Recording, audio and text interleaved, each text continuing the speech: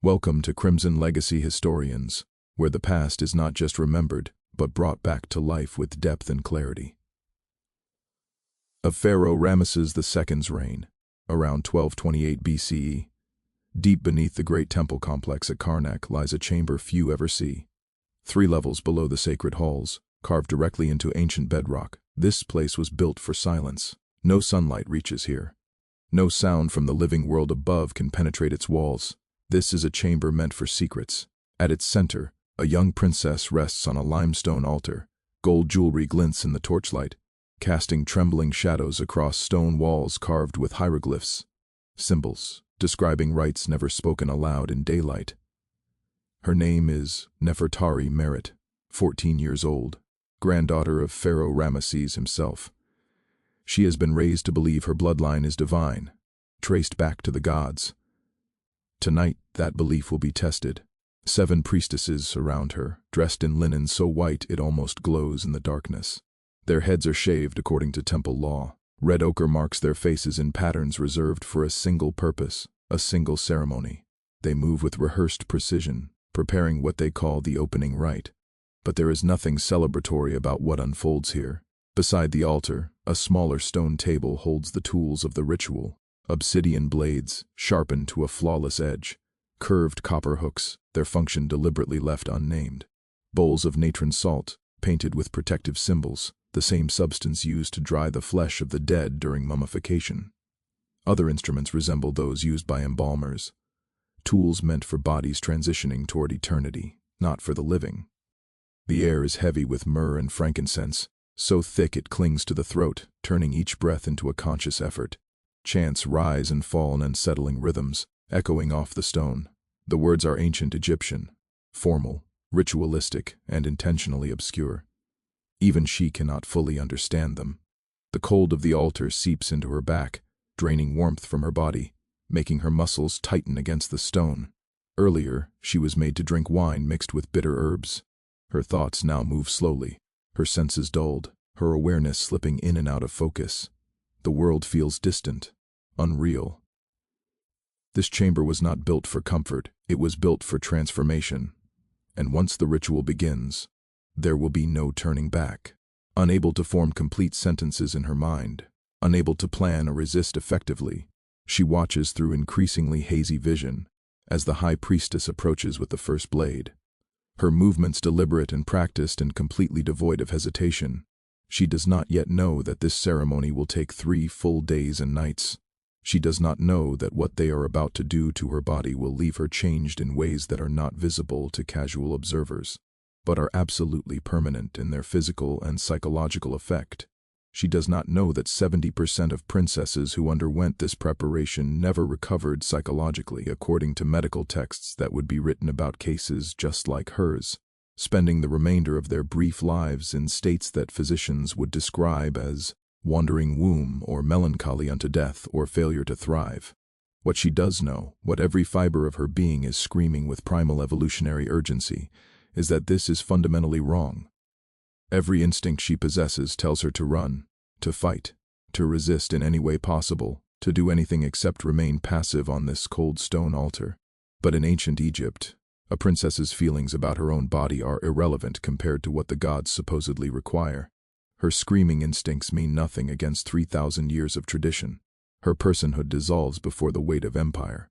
Here's what they never taught you about ancient Egyptian royal marriages. You know about the pyramids that pierce the desert sky, architectural marvels that still astound engineers 4,000 years later. You know about the pharaohs who commanded absolute power over one of history's greatest civilizations. You have seen the golden treasures pulled from royal tombs, gleaming artifacts that speak of unimaginable wealth. You have encountered the romantic Hollywood versions where Cleopatra seduces Caesar with intelligence and beauty, where royal Egypt appears as exotic fantasy rather than historical reality. But you have never heard about the systematic preparation rituals that transform teenage princesses into psychologically broken vessels, incapable of independent thought or action. You have never learned about the temple chambers carved beneath the most sacred sites where young women were held for days or weeks before their wedding nights, undergoing procedures that modern doctors immediately recognize as deliberate trauma installation. You have never discovered why so many Egyptian princesses died young. often before their 25th birthday, with medical records describing symptoms that modern physicians and psychologists recognize as severe trauma responses, including dissociation, learned helplessness, chronic pain syndromes, and complex post-traumatic stress disorder. Tonight, you will discover why Egyptian princesses underwent a 3-day body modification ceremony before their wedding nights that involve procedures modern gynecologists confirm would cause permanent physical damage. How the practice of royal incest was not about keeping bloodlines pure, as romantic histories suggest, but about psychological control and ensuring that women who might otherwise hold political influence were rendered completely incapable of exercising it. What the hieroglyphic medical texts reveal about the permanent physical damage these rituals caused, documented by physicians who recognized they were complicit in harm but continued anyway. Why archaeological evidence suggests some princesses chose death over completing the marriage ceremony, with burial records showing unusual numbers of young princesses dying in the weeks immediately before scheduled weddings. How the techniques developed in Egyptian temples influenced royal marriage practices for the next 3,000 years, spreading to Greek, Roman, Persian, and eventually medieval European courts, creating a template for systematic control that persists in recognizable forms even today. If you want to understand the real history that empires tried to erase, subscribe right now and comment below telling me where in the world you are listening from, because these stories deserve to reach every corner of the planet. The victims whose names we know and the countless others whose names were deliberately erased deserve to have their suffering acknowledged. The techniques that were used on them are still being used on vulnerable people today, and recognizing the patterns is the first step to stopping them. Let's start with what you thought you knew about Egyptian royal marriage, and then let's systematically dismantle those comfortable myths. The romantic narrative that dominates popular understanding tells us that Egyptian royalty lived in golden luxury, surrounded by devoted servants who catered to their every whim, spending their days in leisure and pleasure. The actual reality that archaeological evidence and medical texts reveal is far darker. Royal daughters were property designated for specific political functions from the moment of their birth. Their value was determined entirely by who they could be married to and what political advantage that marriage could secure.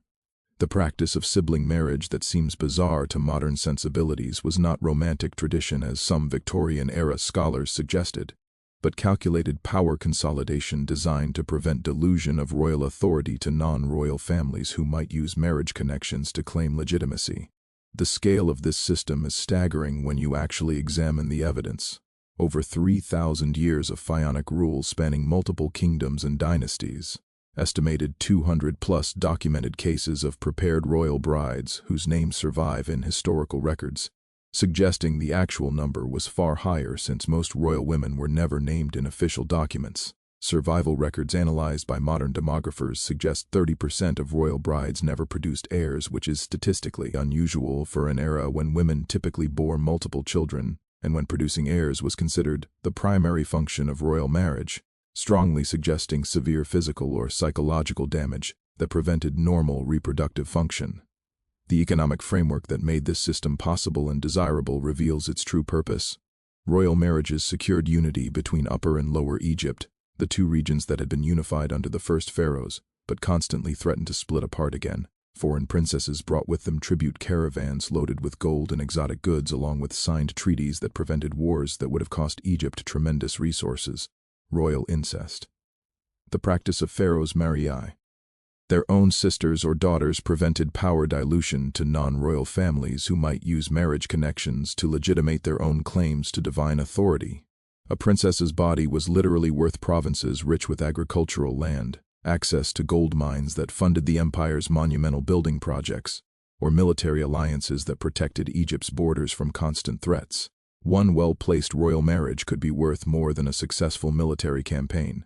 But empires need justification for what they do to human beings, especially when what they do violates basic human instincts about protecting children and respecting bodily autonomy. The Egyptian system presented itself as divine requirement rather than political calculation. Pharaohs were not merely kings but gods incarnate, living embodiment of Horus during their lifetimes and becoming Osiris after death.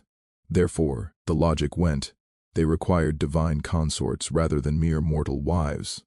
The preparation was framed as religious purification, a process that elevated ordinary royal flesh into something worthy of divine union. It was described in hieroglyphic texts as preparing the physical vessel for divine union, making the body acceptable for contact with divinity. Actually, as medical texts and archaeological evidence reveal, it was systematic trauma installation designed to ensure absolute compliance, to break any possibility of independent will, to transform thinking humans into passive vessels who would never question, never resist, never attempt to use their positions for their own purposes. The documentary evidence survives despite centuries of attempts to hide or destroy it. Papyrus medical texts describing bride preparation injuries in clinical detail, cataloging symptoms and attempted treatments, hieroglyphic temple records of multi-day ceremonies conducted in underground Shambay. Rs. listing supplies required and procedures performed. Archaeological remains showing specialized preparation chambers beneath major temples at Thebes, Memphis, and Alexandria, with architectural features that reveal their true purpose, including drainage systems, soundproofing through multiple layers of stone, and restraint systems built directly into the walls and floors. Oraka pottery shards that served as informal writing surfaces for everyday documents with writings from servants describing what they witnessed and called simply the ordeal, speaking of it in hushed terms that suggest trauma even for those who merely observed. Greek accounts from the Ptolemaic period, when Greek rulers controlled Egypt, written by historians who were horrified by what they encountered, but also recognized it had been happening for thousands of years before they arrived, confirming that practices continued unchanged even under foreign rule. Recent analysis of these sources using modern forensic and psychological understanding reveals something that historians missed for centuries because they were not asking the right questions, or perhaps did not want to see the answers. This was not tradition in the sense of something that evolved organically from cultural values. This was not culture in the sense of shared beliefs and practices that bound a community together. This was engineered control, carefully designed and continuously refined over thousands of years, implemented systematically across the entire empire, regardless of who held political power, maintained because it was extraordinarily effective at achieving its purpose. The preparation system solved a problem that every hereditary power structure faces. Women from royal families by virtue of their lineage held potential political influence. They could form alliances through marriage. They could advocate for their children's claims to power. They could serve as regents if their husbands died. They could command loyalty from factions within the court. This potential influence represented a threat to centralized control, a possible source of instability in the carefully maintained power structure. The solution was to ensure that royal women, despite their lineage and despite their marriages to powerful men, were psychologically incapable of exercising any independence. The preparation system achieved this through methods that modern psychology recognizes as extremely effective for breaking human will and installing permanent compliance. The genius of the system, if we can use such a word for something so horrific, lay in its comprehensiveness. It did not rely solely on physical violence, which can create martyrs and inspire resistance. It did not rely solely on psychological manipulation, which determined individuals might resist. Instead, it combined physical violation, psychological torture, social isolation, religious justification, economic incentives for enforcers, legal frameworks, and extended duration into a comprehensive system that attacked every possible avenue of resistance simultaneously. A princess subjected to this system had no allies, no escape routes, no framework for understanding what was happening as anything other than necessary and divinely mandated, and no psychological resources left to even conceive of resistance after the preparation was complete. And here is perhaps the most disturbing element. The system was self-perpetuating. The priestesses who administered the preparation had themselves been subjected to it in their youth. The princesses who survived and eventually had daughters of their own participated in preparing those daughters, unable to imagine any alternative. The physicians who documented the harm continued to provide medical support because refusing would mean challenging the entire social order. The servants who witnessed remained silent because speaking out meant death or worse. Each generation trained the next, passing down the knowledge and the techniques, ensuring continuity across dynastic changes and foreign conquests. This was not a practice that persisted despite causing harm. This was a practice that persisted because it caused harm in very specific politically useful ways. Now, let's understand exactly what happened in those preparation chambers by examining individual cases in detail. Let's return to Princess Nefertari Merit, whose story opened this investigation age 14 years old, year 1228 before the Common Era New Kingdom period during the reign of her grandfather Ramesses II, who would rule for 67 years total and outlive many of his own children. Her situation, unremarkable by royal Egyptian standards, was that she had been betrothed to her half-brother, a standard practice designed to keep power within the immediate royal family. Her only crime, if we can call it that, was being born royal and female. The 3-day ceremony she was about to undergo followed a pattern refined over centuries and documented in multiple sources. Understanding each day reveals the systematic nature of what was done to her and thousands of others.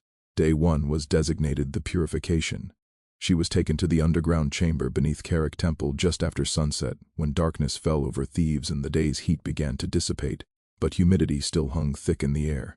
The timing was deliberate. Nightfall meant fewer witnesses to her removal from the palace. The underground location meant her screams, and their would-be screams could not reach anyone who might intervene, or even remember that she was once a person capable of suffering. The priestesses removed every piece of clothing from her body, taking even the simple linen hift she had worn for the journey from the palace. They removed every piece of jewelry except for specific items that would be used to mark her transformation, pieces that would forever carry the memory of this place and this moment. Then they began the process of removing her hair, not just the long dark hair from her head that had been carefully styled every morning by servants who had known her since childhood. Not just her eyebrows and eyelashes. Every single hair on her entire body was removed using copper razors that had been sharpened to maximum keenness and abrasive stones made from pumice, brought from quarries in the eastern desert. The process took 6 full hours. Modern people who have experienced even simple procedures, like having eyebrows threaded or waxed, understand that hair removal is painful. Imagine that pain extended over 6 hours and covering every inch of skin. The copper razors were sharp, but not sharp enough to prevent scraping against skin, dragging and catching and pulling before finally cutting through. The abrasive stones were used in areas where razors were too dangerous or ineffective, essentially sanding away hair along with the top layers of skin. Bleeding was inevitable, common, expected. They offered no pain relief, no herbs to dull the sensation, no salves to reduce inflammation. She had to experience every moment of it with full consciousness and full sensation. She also had to remain completely still during the entire process. Any movement risked the blade cutting deeper than intended, and while these priestesses were skilled, they were not gentle. Any sound she made meant they stopped immediately and started over from the very beginning. The first hour again, every painful moment repeated. This was not merely about hair removal. This was about teaching absolute stillness, absolute silence, absolute acceptance of whatever was done to her body. By the 3rd hour, she had learned not to flinch when the blade approached sensitive areas. By the 5th hour, she had learned not to whimper when abrasive stones scraped across raw skin. By the 6th hour, she had learned that her body was no longer hers to protect. When her body was completely hairless, raw and bleeding and hypersensitive, they lifted her and placed her into a bath that had been prepared in a large stone basin. The water had been mixed with natron salt at concentrations similar to what embalmers used for the first stages of mummification. This is the same substance used to draw moisture from dead flesh over 40 days, and on living skin it burns with searing intensity.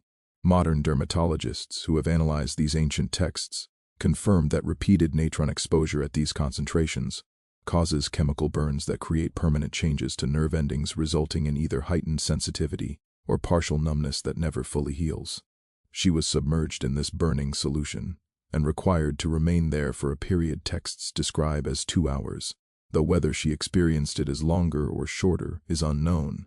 Pain distorts time perception.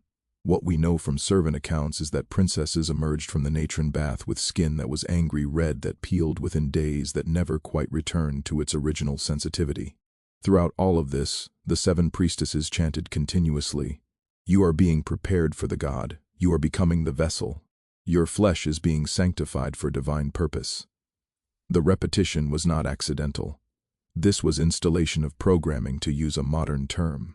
These phrases would echo in her mind for the rest of her life, triggered whenever she experienced physical sensations similar to what she was experiencing now. Pain would become associated with divine purpose. Suffering would become rephra, med, as sanctification. Resistance to suffering would become resistance to the gods themselves. She was forbidden from speaking during the entire first day. Any sound except involuntary whimpers of pain meant starting over. Any words, any pleas, any prayers, any cries for help meant the entire day's procedures beginning again. This served multiple purposes. It prevented her from asking questions that might make priestesses uncomfortable with what they were doing. It prevented her from forming arguments against what was happening. It prevented her from maintaining her sense of self through self-expression. Humans think in language, remove the ability to speak, and you impair the ability to think clearly. By the end of day 1, she was no longer formulating coherent thoughts about what was happening, only experiencing sensations that overwhelmed cognitive function. Servants were forced to witness this first day as a warning to their own daughters. Lower-caste girls would not undergo this specific preparation, but they needed to understand that if you were born to privilege, this privilege came with a cost that many would consider too high to pay. If you were born to the noble class, something similar awaited you, adjusted for your rank. Witnessing the preparation of a royal princess ensured that when servants' own daughters were betrothed, those girls would comply with whatever lesser version of preparation they faced. Grateful it was not as severe as what they had seen done to the granddaughter of Ramesses himself. By the time the first day ended, Princess Nefertari Merit had been stripped of every marker of individuality. No hair to style differently than others, no personal choice in appearance, no voice to express her own thoughts, no language to formulate complex ideas, no comfort provided to suggest she deserved kindness or care. She was raw flesh on cold stone, exact. What they intended her to become, a blank slate on which to inscribe their purpose. Day 2 was called the opening, and this is where the procedures move from painful but comprehensible into territory that even describing it requires care. Temple physicians arrived at dawn. These were not healers in the modern sense. These were men trained in examining bodies, understanding anatomy, treating injuries when treatment served a purpose. But they were not there to heal. They were there to modify. The hieroglyphic texts use specific terminology that has been analyzed extensively by modern medical historians. They describe procedures designed to ensure readiness for marriage, using language that seems euphemistic until you understand what it meant in medical context. Modern gynecologists who have analyzed these ancient medical papyri, bringing modern anatomical knowledge and surgical understanding to texts that are thousands of years old, identify them as deliberate body modification with long-term consequences. The texts mention obsidian instruments, which were sharper than modern surgical steel, capable of making precise cuts that would heal in specific ways. They describe the creation of what physicians called divine marking, which was deliberate scarring in areas not visible to casual observers, but which would serve as permanent physical reminders of this experience. The texts also mention the application of caustic substances to sensitive tissue. Specific plants are named in the papyri. Modern botanical analysis combined with chemical understanding identifies them as containing compounds that cause chemical burns, creating permanent changes to tissue sensitivity and structure. These were applied deliberately, with purpose, following protocols that had been refined over centuries. She was conscious throughout all of this. The anesthetic herbs that Egypt certainly possessed, including opium, which was known and used, were only administered after the procedures were complete. The medical texts explain why, in clinical language, that is somehow more disturbing than emotional description. The physicians needed to observe her physical responses to ensure the modifications were being performed correctly. Her pain was diagnostic information. Her screaming told them they were achieving the correct depth. Her involuntary physical reactions confirmed they were targeting the right areas. Contemporary accounts written by servants on ostrich fragments describe a transformation they witnessed partway through the second day. They describe her dissociating, though they do not use that modern term. She stopped responding to her own name. Her eyes remained open, but something behind those eyes was no longer present. She continued to breathe, to make sounds when pain was inflicted, but she was no longer there in any meaningful sense. This is a documented trauma response that modern psychologists and trauma specialists recognize immediately. When pain becomes too overwhelming for the mind to process, When the situation becomes too horrific to remain present for, the psyche has a final defense mechanism. It separates. The conscious mind goes somewhere else, leaving the body to experience what must be experienced, while the self, whatever that means, retreats to a place where the pain cannot reach. The priestesses considered this dissociation a sign of successful transformation rather than psychological emergency. Their religious text spoke of the need for the mortal self to depart so the divine vessel could emerge. When a princess stopped responding to her birth name, when her eyes became vacant, when she moved only when commanded and showed no initiative or personality, this was success. She is leaving behind her mortal self, they recorded. She is becoming the vessel for the divine. The person you see before you is no longer the child who entered this chamber. That child is gone. What remains is purified flesh, ready for sacred purpose. Day 3 was called the binding, and while it involved less physical pain than the previous days, it was in many ways more devastating because it targeted what little psychological integrity remained. She was required to recite vows of submission, not vows to her husband, they were not yet married, not vows to her family or to Egypt or to any specific person or institution, vows to the concept of marriage itself, to the abstract idea that she existed to serve purposes beyond herself. The vows had to be recited 100 times without error. Any mistake meant physical punishment, and at this point, her body was so damaged that even minor pain felt catastrophic. Any deviation from the exact wording meant starting the count over from 1. By this point, she could barely speak. Her voice was destroyed from screaming over 2 days, from forcing sounds past a throat that had been commanded to remain silent, from dehydration and stress and trauma. But she had to complete the recitation hour after hour after hour, forcing words past damaged vocal cords, maintaining exact pronunciation when her mouth did not want to form the sounds correctly, keeping count when her mind was fragmenting. The vows were designed to erase any sense of self-ownership. I am not my own. The translation tells us my body serves a purpose beyond my understanding. My will is irrelevant to what must be. I accept the transformation that has been given to me. I welcome the union that will complete me. I surrender all claim to choice. I acknowledge that I exist only to serve. Over and over and over 100 times until the words stopped being words and became sounds, until the sounds stopped having meaning and became simple noise. Until noise became all that existed in the universe. By the end of the 3rd day, her voice was completely destroyed, not just temporarily, but with permanent damage. Servants describe her speaking in a whisper for the rest of her short life. The psychological shattering was total and irreversible. She moved when directed, spoke when required, performed every duty assigned to her, but everyone who encountered her afterward noted the same thing in private writings. She was not present. The girl who entered that chamber no longer existed in any meaningful sense. 3 days later, the wedding occurred. She could barely walk from the physical damage that had not had time to heal. Multiple servants had to support her weight. A Greek physician who worked in Egypt during the Ptolemaic period, and who examined records and interviewed people who had seen earlier cases, described the gait of prepared brides as moving like one already deceased, their bodies animated, but their spirits clearly absent. Her wedding night happened as scheduled. The empire had produced exactly what it needed, an absolutely compliant vessel with no will to resist, no voice to object, no sense of self that might interfere with the purposes she was meant to serve. She produced no children in 8 years of marriage despite regular conjugal relations documented in palace records.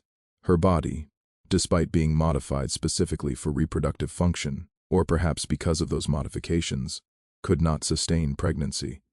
The trauma, both physical and psychological, had made conception nearly impossible, or made carrying a pregnancy to term impossible, or made surviving childbirth impossible. We cannot know which specific mechanism prevented her from producing heirs. We only know the result. She died at age 22.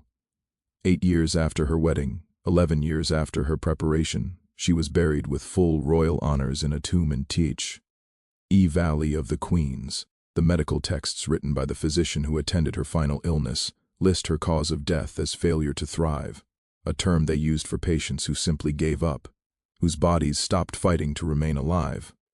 Modern analysis of what that term meant suggests chronic infection from the modifications that never fully healed, combined with what we would now recognize as severe complex post-traumatic stress disorder.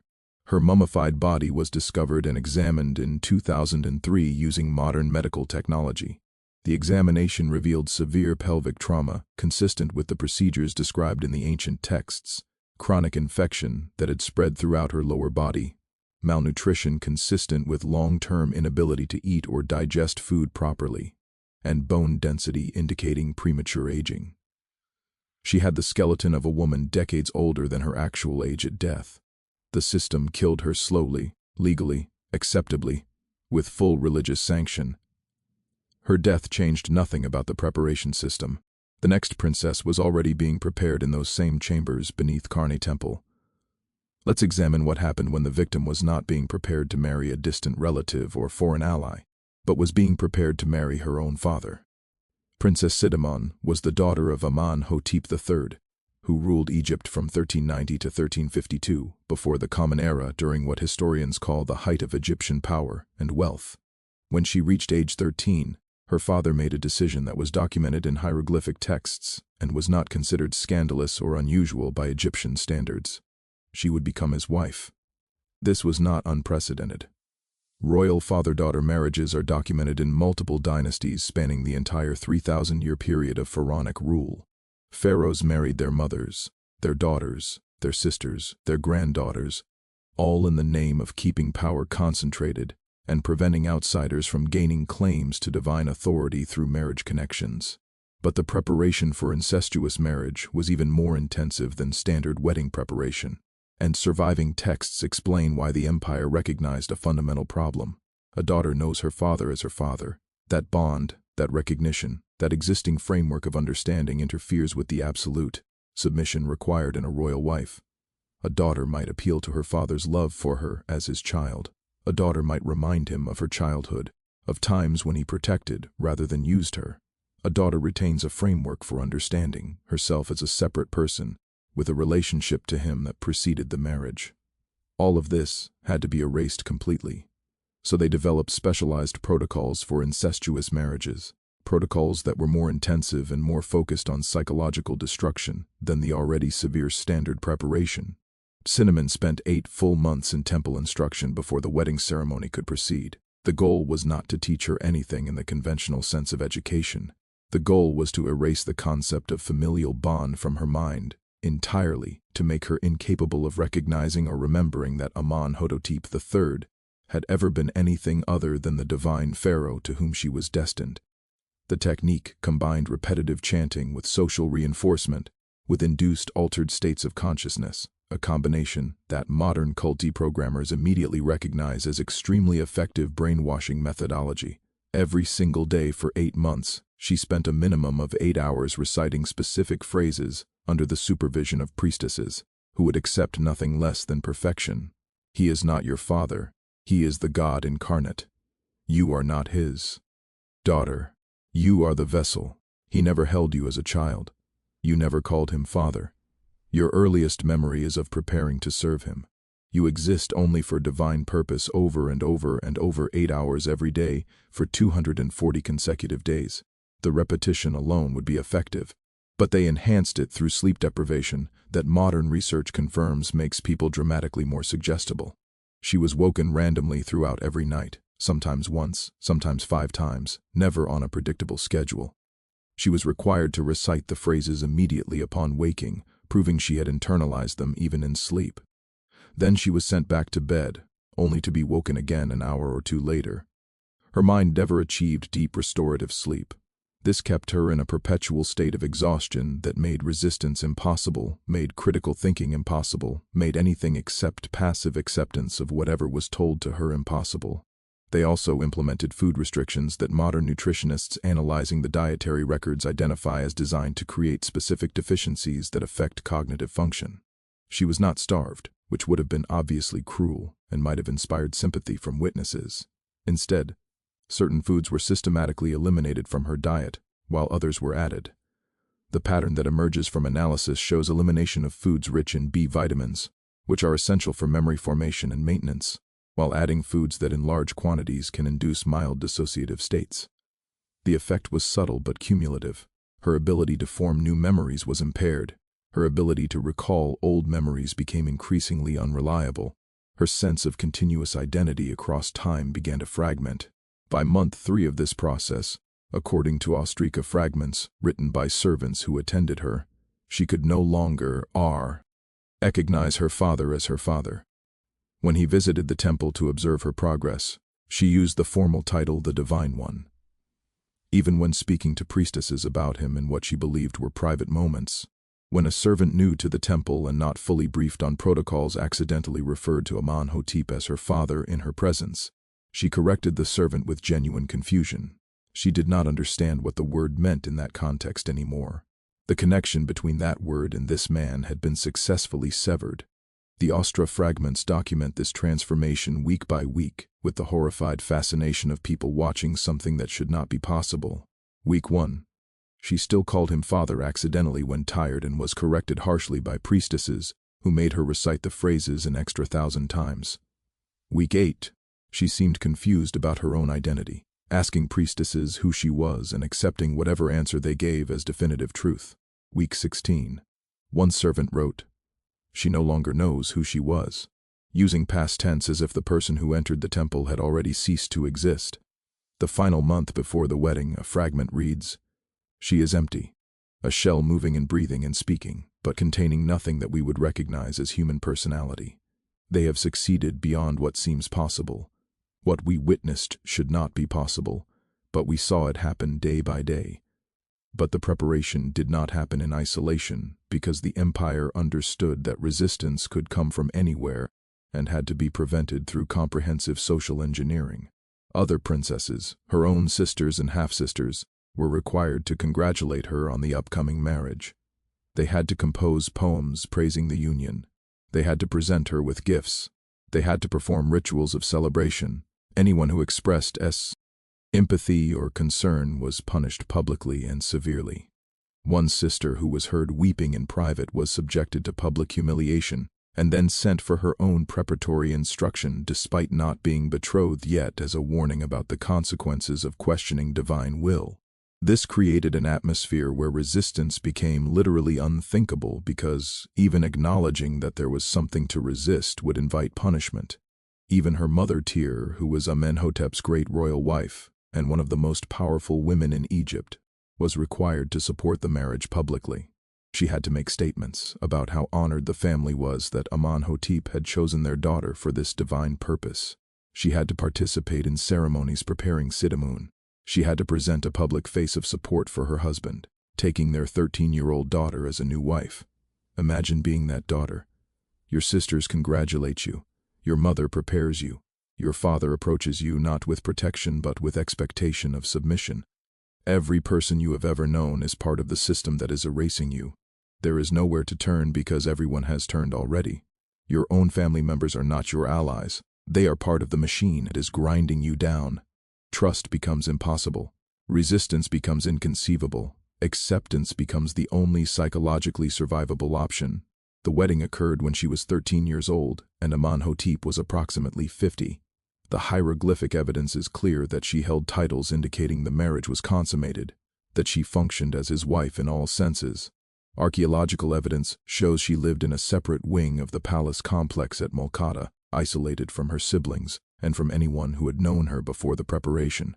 Her name appears in official records for perhaps 3 years after the marriage, always in formal contexts that tell us nothing about her as a person. Then she disappears from the historical record. She is never seen in public inscriptions after approximately age 16. There is no recorded death date. There is no burial site that has been identified with certainty. For a royal princess, daughter of one pharaoh and wife of that same pharaoh, this is extraordinary. Royal women of her status were buried with honor, and their tombs were marked and recorded. The most likely explanation, the one that makes the most sense given the patterns we see with other princesses who underwent intensive preparation, is that her psychological breakdown was so severe that she was hidden away. When someone that broken cannot even perform basic ceremonial duties, when they are a living reminder of what the system does to people, the empire's solution was erasure. She was probably kept alive in some isolated part of the palace complex, attended by servants sworn to secrecy, forgotten by official history, erased as thoroughly from historical record as her sense of self had been erased from her mind. She was 17 or 18 when she disappeared from records. She may have lived for decades after that in her isolated confinement, or she may have died shortly after, or she may have taken her own life. We cannot know. What we know is that the empire found it preferable to erase her completely, rather than acknowledge what the preparation system did to her. Actually, let me correct that. The system did not fail. The system did exactly what it was designed to do. It broke her so completely that she could not function. That was success from the empire's perspective, because a broken princess posed no threat to centralized power. Better to have her broken and hidden than whole and potentially exercising independent influence. Let's move forward in time to examine how this system evolved when Egypt came under Greek rule. In 81, before the Common Era, Egypt was controlled by the Tmic dynasty. Greek rulers who had claimed Egypt after Alexander the Great's empire was divided among his generals following his death. Princess Berenike III was forced to marry Tami the 11th, her cousin, in a political arrangement designed to stabilize a dynasty that was tearing itself apart through internal conflicts.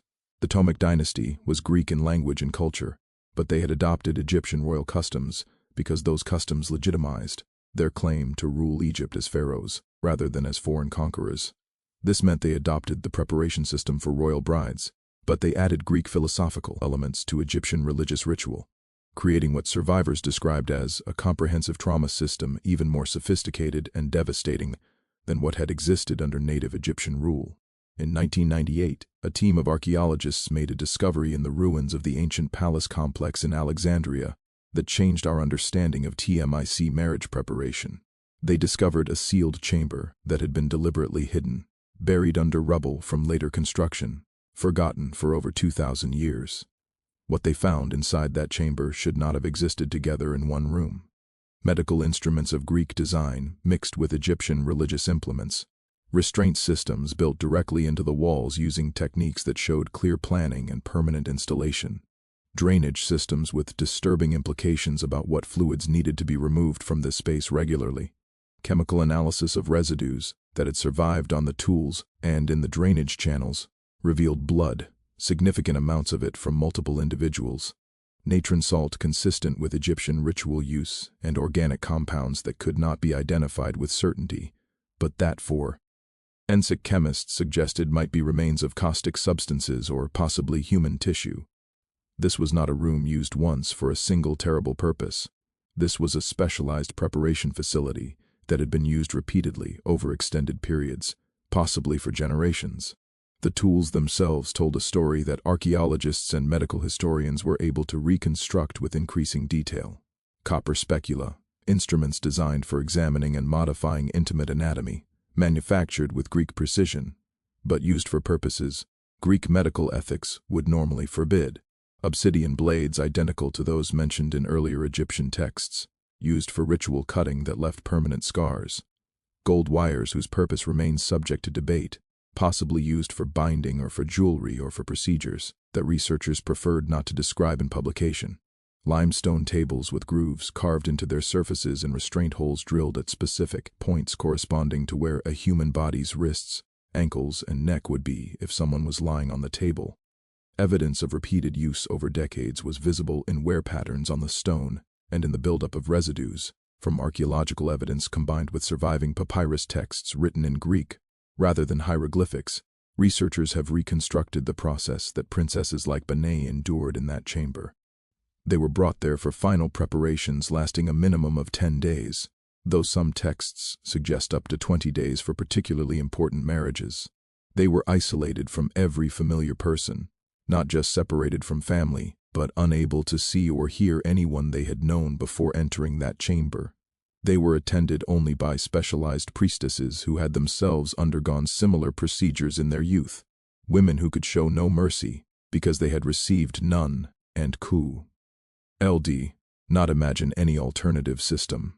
The physical modifications documented in both Greek and Egyptian medical texts from this period include deliberate scarification that physicians called divine marking, creating permanent scars in areas not visible when clothed, but which would serve as constant physical reminders of this experience. Application of caustic substances that text described as purification, but which modern chemistry confirms would cause severe chemical burns, creating permanent changes to tissue structure and sensitivity, and procedures that modern gynecologists who have reviewed these texts, bringing modern medical knowledge to ancient descriptions, immediately identify as genital mutilation designed to create specific physical changes with lifelong consequences. The psychological component was equally systematic and showed Greek philosophical influence in its design. Between physical procedures, princesses were subjected to sensory deprivation, placed in dark, silent rooms with no stimulation, a practice that Greek philosophers had written about as breaking down the self's resistance to external influence. They were forced to witness the preparation of other princesses, creating an atmosphere of absolute inevitability, seeing that what was done to others would be done to them, and that resistance had never saved anyone. This borrowed from Greek dramatic theory, the idea that witnessing tragedy creates catharsis, except here the goal was not emotional cleansing, but psychological destruction.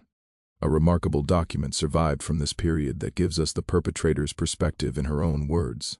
A papyrus fragment discovered in the 19th century, but not properly translated until the 20th century, contains a letter from a head priestess describing her work. She writes, "They enter as willful girls, thinking they have some say in their own fate. Why emerge as proper vessels, understanding that they exist only to serve purposes beyond their comprehension.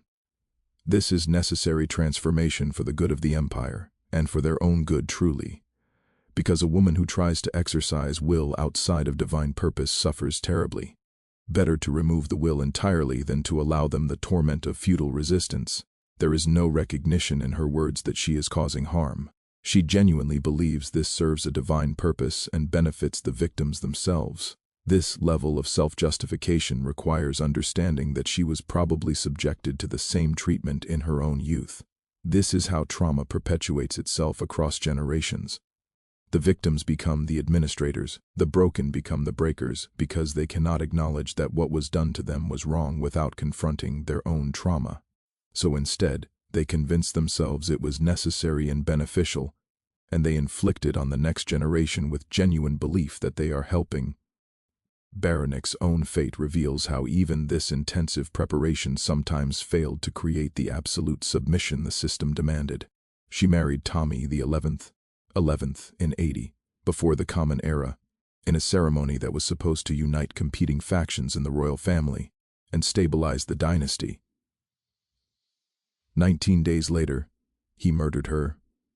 Historical sources from multiple Greek and Roman writers who recorded these events suggest she resisted the marriage bed, that despite all the preparation, some core part of her personality survived and refused to submit. This resistance, this retention of some essential self, despite everything done to erase it, cost her life, but her murder sparked riots in Alexandria. The population who normally accepted whatever the royal family did was outraged by the murder of a princess who had been popular and who was seen as more legitimate than her husband.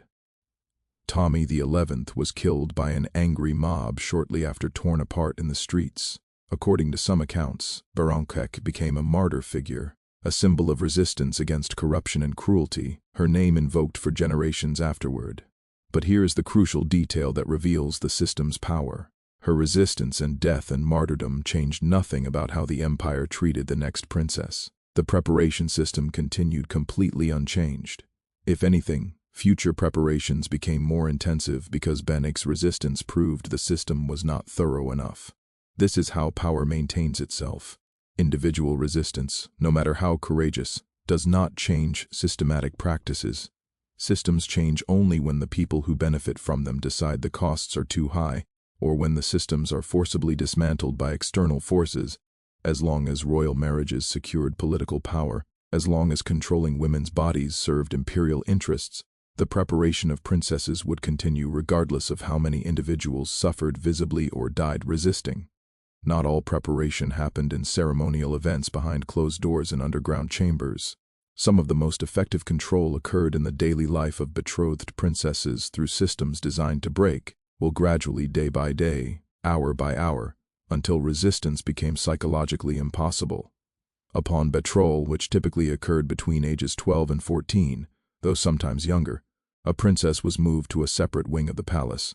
This relocation was presented as honor, as preparation for her elevated status as a wife. But the actual purpose was isolation and control.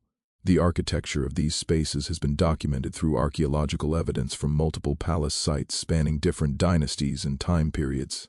The windows in these rooms were sealed, not covered with curtains that could be opened if she chose, actually sealed with plaster and stone so that no natural light entered, and so that she could not see the outside world or signal to anyone outside. This is common in archaeological evidence from Thebes, Memphis, and Alexandria.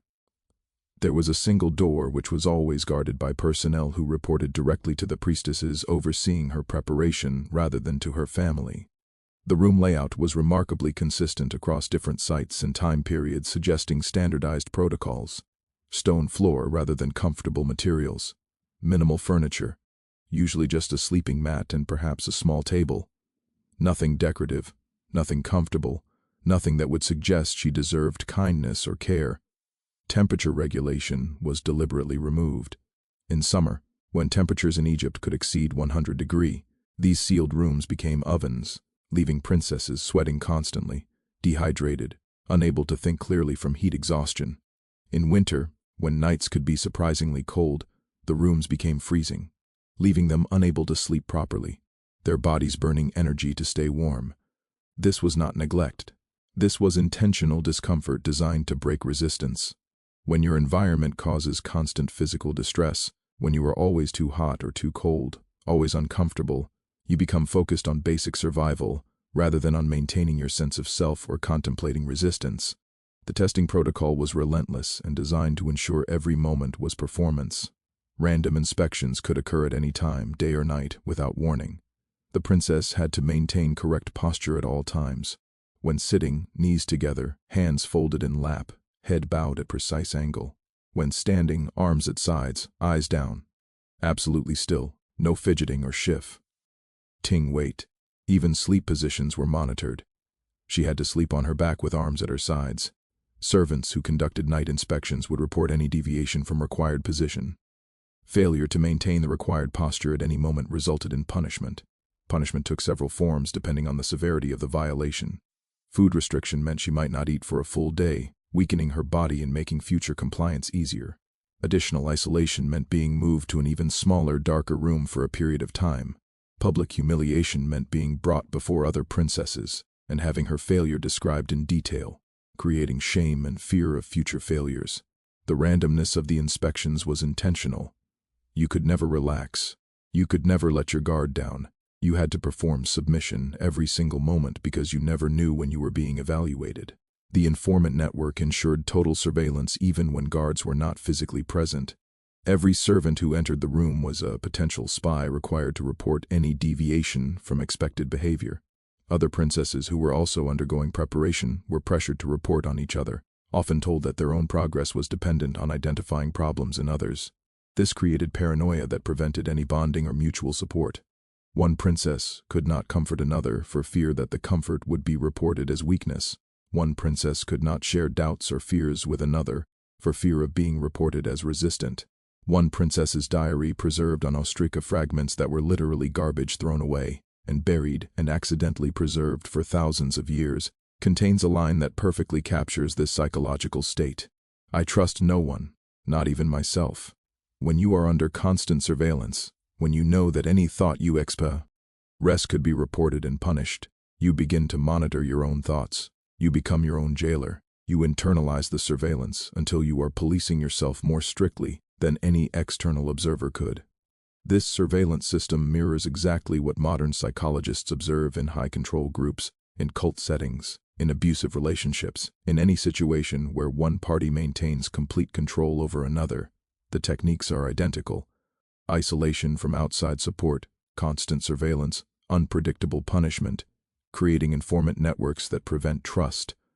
The ancient Egyptians understood these techniques thousands of years before modern psychology gave them names. The earned privileges system was particularly insidious in its psychological impact. Nothing was given freely. Everything had to be earned through perfect compliance. Water, the most basic necessity for survival in Egyptian heat, had to be requested formally using correct phrases and posture and tone. Food was delivered only if the princess had performed all of that day's requirements perfectly. Any deviation meant no food that day.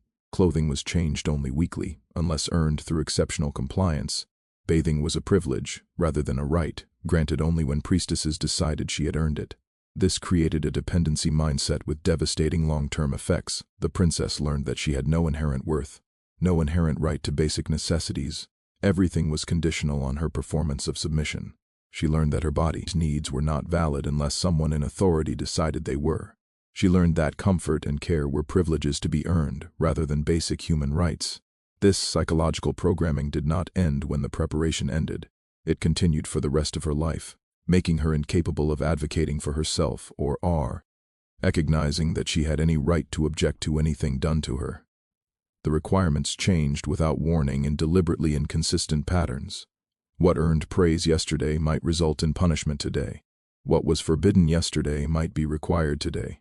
This was not confusion or poor communication. This was deliberately inconsistent to prevent adaptation. When you cannot learn the rules because the rules change arbitrarily, you stop trying to learn the rules.